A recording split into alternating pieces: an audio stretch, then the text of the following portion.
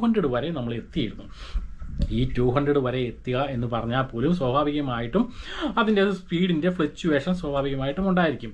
അപ്പോൾ ഞാൻ ഇപ്പോൾ പ്രസൻ്റ്ലി പോയിക്കൊണ്ടിരിക്കുന്നത് എന്താണെന്ന് വെച്ചാൽ വിർജിൻ മീഡിയ, അതായത് UK നമ്പർ 1 ആയിട്ടുള്ള ഒരു പ്രൊവൈഡേഴ്സാണ് ഈ വിർജിൻ മീഡിയ എന്ന് പറഞ്ഞാൽ.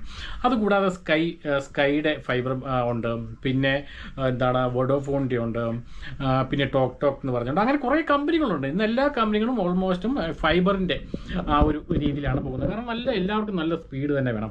എനിക്ക് അറ്റ്ലീസ്റ്റ് എൻ്റെ കുറച്ച് ആവശ്യങ്ങൾക്കും നിലനിർത്താൻ വേണ്ടി നിങ്ങൾക്കറിയാതെ എൻ്റെ ഫോണിൽ തന്നെ 2 കമ്പ്യൂട്ടർ കാണാം.